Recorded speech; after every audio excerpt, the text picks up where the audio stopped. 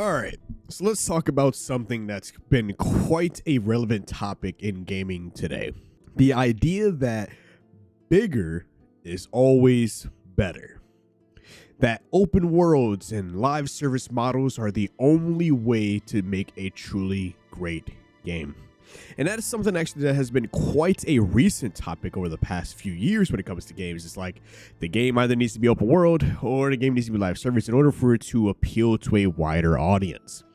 But I don't know if you can feel the little bit of sarcasm that's in my voice a little bit, but I'm here to tell you that those two particular topics and arguments are simply not true. And I have quite two powerful examples to prove this point. First up, let's talk about the main showcase of today's video, is the incredible looking game South of Midnight. What I've seen so far absolutely just screams quality and innovation. And guess what? It's a simple, linear action-adventure game.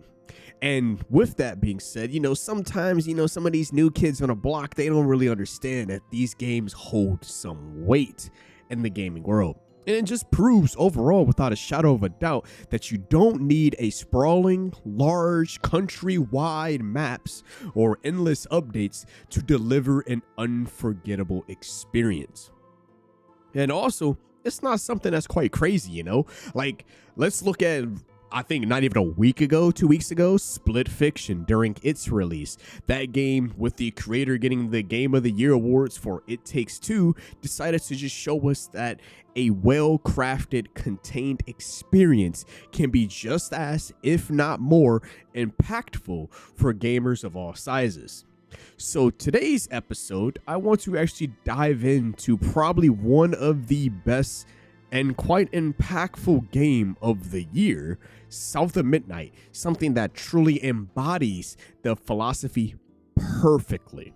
So overall, at its heart, right, we have South of Midnight. This is a platforming action-adventure game that is developed by Compulsion Games, the same dev team who created the trippiest game that I've seen, was We Happy Few. South of Midnight is set in a fictionalized American Deep South type of thing, hence the name South of Midnight.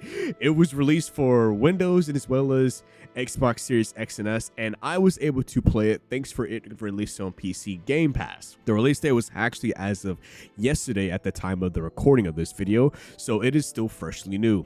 This entire first impression / review will kind of give you a general gist of what to expect when you hop into South of Midnight. First off, we got to talk about the combat. So one thing about combat that you would notice right away, that it basically checks all the boxes for a lot of action adventure based games, especially these more linear ones, right? In this case, there's no clunky blocking mechanics. The game just truly focuses more on a dodging approach and utilizing your spells interwoven with your melee attacks. And that's pretty much just that. Like, you enter these pocket dimension instances of fights. You fight all the haints or the creatures that of the wild, and then you must unravel the main area that is causing the world to get worse. And of course, there's a lot of lore bits into that, but that's pretty much just that rinse and repeat. No, the combat is not supposed to be the knock your socks off combat. It is not, and it does not need to be. South of Midnight really just understands that it just needs a good gameplay and a great story and just beautiful soundtrack, which I cannot wait to talk about. But it is one of those, like, you really don't need a crazy AAA combat, something that is so in-depth that it take, fucking rocket scientists to be able to figure it out. It's simple, but it's effective. That is one thing that I like about the combat system when it comes to South of Midnight. Also, let's look at the skill tree. Now, the skill tree, this is where we get our little RPG little side of things. The skill tree, do not expect anything overly complicated. And I'm talking about all of my super crazy complicated RPGs out there with these crazy ass skill trees, like a Path of Exile or any other game that just has a deep customization for their skill tree. It is practically a smart system that is downright easy, that allows you to meaningfully improve Hazel's abilities as she delves deeper into her Weaver powers. And it's not something crazy. It's just utilizing the abilities you gain throughout your journey, you can upgrade them to have them do more things, and then you could overall upgrade Hazel herself and making sure that her entire way of fighting and combat and is overall improved, and just and being able to improve upon the spells you learn. It is honestly something that is, like I said, simple but yet effective. And speaking of those spell powers that she has, this is where things get really interesting. So Hazel is able to weave spells. She is a weaver, and she is understanding this throughout her time in the game. But as she continues to further understand who and what she is, she gains more weaver spells. That ends up actually adding a whole new layer to both combat and exploration. And that is one thing that I like about these games, when they really make sure you remember how these spells work, so how your new abilities work. They put you in particular environments to be able to practice that spell, hone that spell, and understand what the point of this spell, to the point where by the time you get to the end of the game, you already know and need to know everything that you'll need to know how to do with these spells. And not only does it help overall with combat, it helps with the exploration. And while the game does have a linear feel, but don't mistake that for a lack of depth, you absolutely have options to explore off the beaten path. You can literally venture out and do whatever you want. There's when you're overall investigating the different homes that were destroyed during the flood at the beginning of the game, you could actually unravel more backstory to understand what's going on. There's a bunch of like scattered notes everywhere, the ability to understand the history of this world, and it's a history that is shaped by pain and sorrow. That is one thing that I've been noticing about this game's entire design, is that there's pain and sorrow, and you end up gaining just a deeper understanding of just everything that the game is trying to tell you. But I will say that there is good reasonings for overall exploring, right?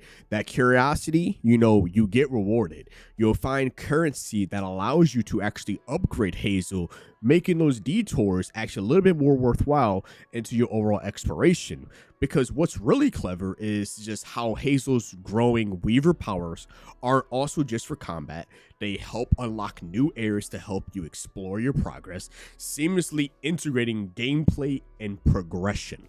So one thing that is a big, glaring, highly obvious thing is the visuals, because this is where South of Midnight truly shines. The art style is honestly one of the most captivating I've seen in ages. It's like when you're playing the game, just like right off first impressions, you see that it's this incredibly advanced, almost like surreal claymation aesthetic, and it's weird, it's wonderful, and it's utterly unique. And doing a little bit of research, my initial like, hey, wait a minute, that looks like claymation. Yes, that is a thing that they utilize. They use different specific type of clays to actually do the art style for this game, and overall going through the cutscenes and playing the game, actual gameplay, you can really see how that claymation shines. And when you're traveling with Hazel, every single character design is just bursting with personality. It generally feels like you're literally watching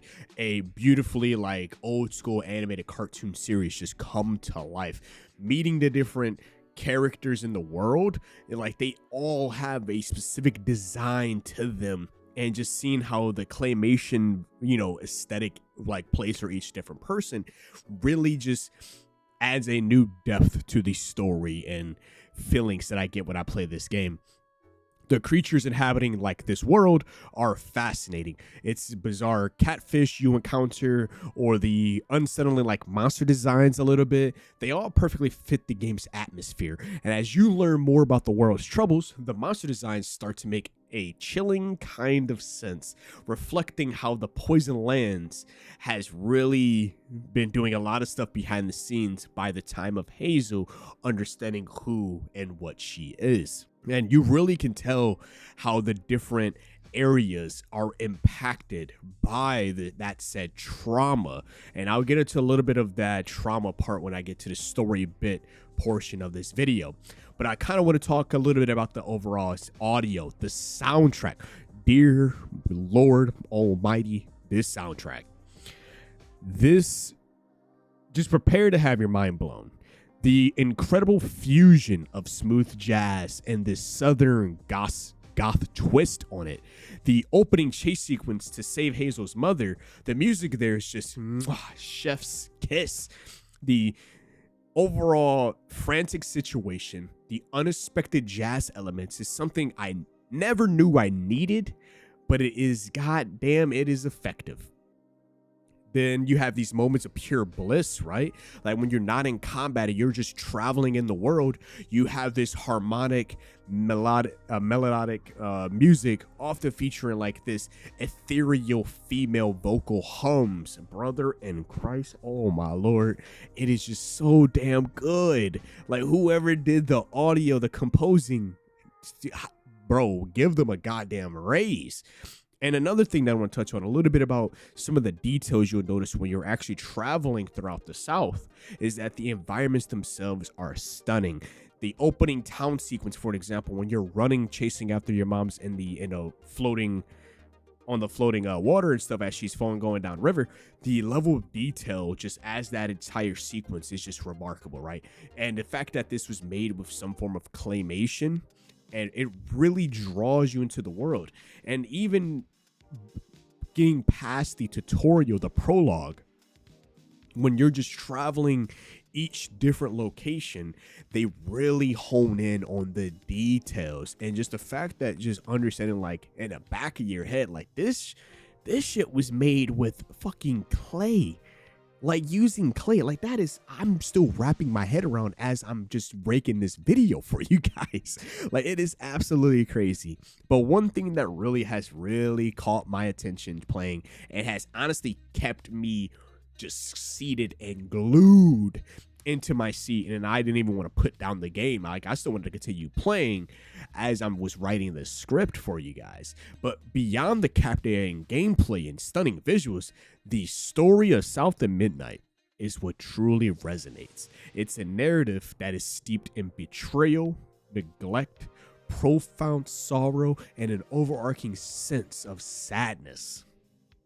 And you notice that as you play throughout the story. You notice it immediately when Hazel and her mom is just going back and forth. Like, you can just see that there's some form of disconnect between mother and daughter. Then you get that nice opening sequence at the beginning of the game where everybody kind of has that that family bond, like they're neighbors, they all in the same community, like they watched Hazel grow up, and like you can really see how it is. And then as you get further into the story, like understanding like about her grandmother, and then actually going on your own to just go save your mother to see where she's at, we need to talk about one thing, and it's what's particularly powerful is the game's focus on trauma.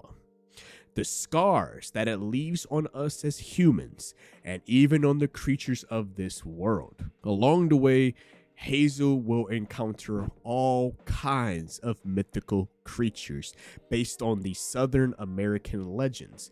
Now, one thing about each of these creatures, and you notice it within the very first like 6 or so chapters just of playing the game, you notice that every backstory to these mythical creatures are fucked up and sad, and it's just like you can tell, like dealing with Benji and how what his brother did. I'm not gonna spoil that part, but just Benji and his brother, just the act of betrayal that you feel. And then of course you have Two-Toed Tom, who is a gator that went through neglect. Like, damn, I didn't expect to have, like, this game made me feel all types of just bad for all of these characters. And just when you're overall going through these traumatized mythical creatures in the world, you get to start learning about the past lives and experience of the other people that are in the town, which overall adds so much depth and emotional weight to the journey.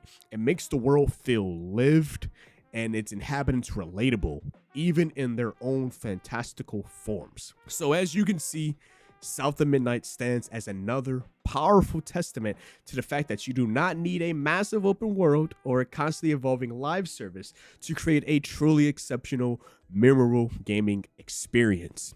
With this engaging platforming action and unique combat, intriguing lore-driven exploration, breathtaking and original art style, and just a deeply moving story, South of Midnight offers something truly special.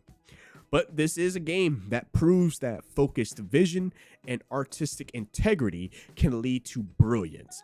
Keep an eye out on South of Midnight. It might just be the reminder that we all need about what truly makes a game great.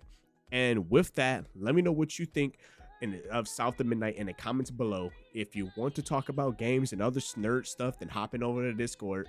Other than that, sub to the channel for more and stay safe out there, because it's been your host, Chaos TV, signing out. Peace.